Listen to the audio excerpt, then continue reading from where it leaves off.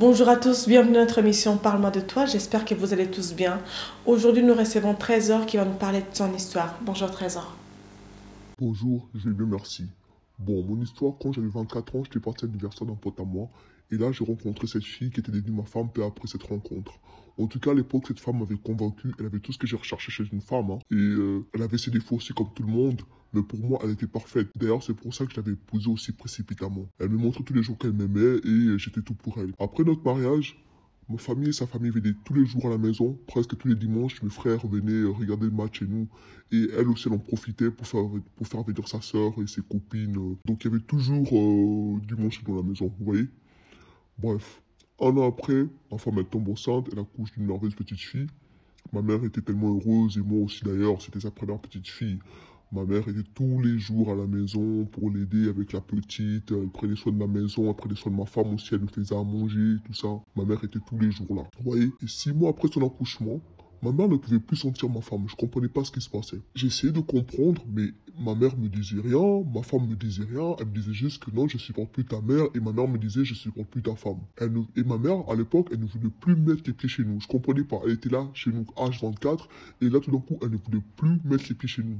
Et ma femme me disait que ma mère lui bouffait son espace, qu'elle disait toujours tout ce qu'elle devait faire avec la petite, et qu'elle n'en pouvait plus. Et là, bref, j'ai discuté avec ma mère et ma femme, donc j'ai essayé de mettre la paix, puis ça allait mieux. Malgré ça, ça allait mieux, elle s'entendait bien, mais ma mère ne voulait toujours plus mettre les pieds chez nous à la maison. Je comprenais pas. Bref, moi j'étais très amoureux de ma femme, elle me montrait aussi qu'elle m'aimait.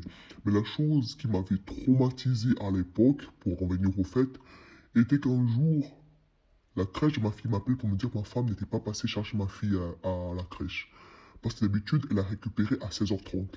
Et là, il était 18h, ils allaient fermer, elle était toujours pas là. Donc il m'appelle, je sors vite du boulot pour aller chercher ma fille, je rentre avec elle à la maison, j'appelle ma femme, elle ne répond toujours pas à son téléphone. Personne, j'appelle tout le monde, personne ne répond. J'ai essayé plusieurs fois d'appeler, toujours pas de réponse. Son téléphone, son numéro était éteint. Donc je panique, j'appelle ses parents, rien. Ils me disent qu'ils l'ont pas vu et que... donc là, j'appelle tout le monde, j'appelle ses parents, j'appelle ses sœurs, son frère, personne l'avait vu. Donc là, je panique, je me dis, mais qu'est-ce qui se passe? Et là, j'appelle mes parents, moi, je me dis, peut-être qu'il était parti, peut-être voir mes parents, je sais pas. J'appelle mes parents, toujours rien. Et j'attends. 1 heure après, ma mère m'appelle pour me dire de vite venir à l'hôpital. Que mon frère, mon grand frère avait fait un accident. Je prends ma fille, je dépose chez mes beaux-parents, et quand j'arrive à l'hôpital, c'est le calme complet. Je vois ma mère, je vois mon père, je vois mon autre frère, ils étaient tous calmes, ils me regardaient, et je comprenais pas trop ce qui se passait. Et là, j'arrive, il me dit que mon frère a fait un accident, et il a fait un accident grave de voiture, que c'était très grave, il était dans le coma, et tout ça là. Et là, je me pose, je cherche à comprendre, tout ça, je cherche à parler avec les médecins. Maintenant, ce qu'ils me disent pas, c'est que ils m'ont pas dit tout de suite que mon frère était dans la voiture avec ma femme. Et ma femme est décédée sur le coup. Je l'ai compris que quelques minutes après, quand je vois mes beaux-parents arriver à l'hôpital, ils sont arrivés là. Et c'est là que j'apprends que ma femme était dans la voiture avec mon frère. Ils ont fait un accident ensemble. Et ma femme est décédée sur le coup. Mon frère était dans le coma. Il est décédé le lendemain. Waouh!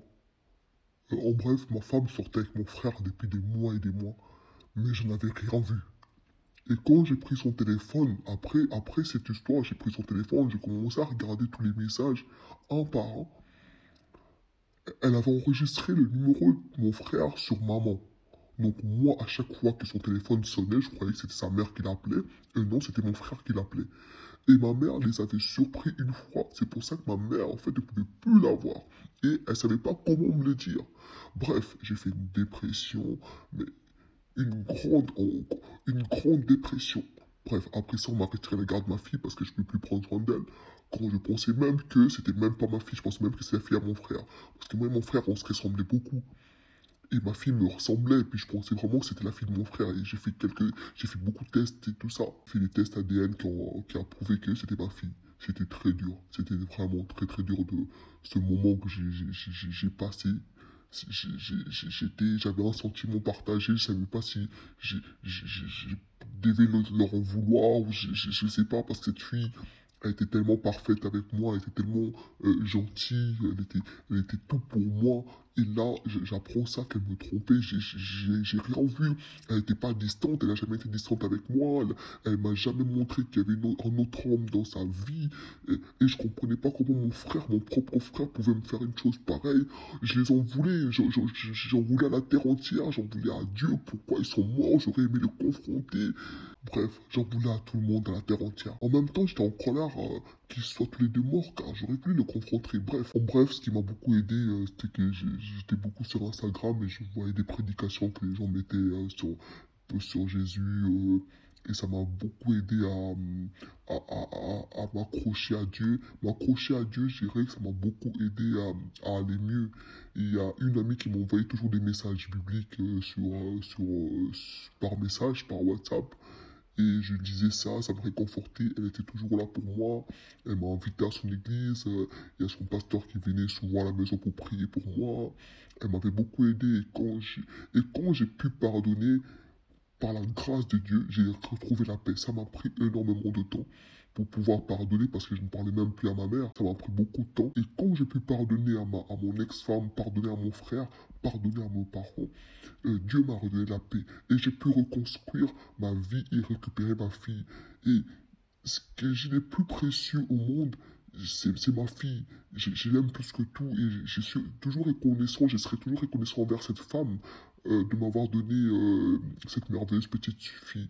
Après cette expérience, c'est que je peux conseiller aux gens, c'est peu importe ce qui vous arrive, accrochez-vous à Dieu, parlez à Dieu et surtout apprenez à pardonner parce que ne pardonnez pas pour les autres, mais pardonnez pour vous, pour avoir la paix avec Dieu. Parce que si vous ne pardonnez pas et que la mort vous surprend, ce serait quelque chose de très difficile. Aujourd'hui, j'ai beaucoup de compassion pour mon ex-femme et mon frère parce que ils sont morts dans le péché. Ils sont morts dans le péché et je ne sais pas où leurs âmes se trouvent en ce moment. Et je prie seulement pour le salut de leur âme, que Dieu leur fasse grâce.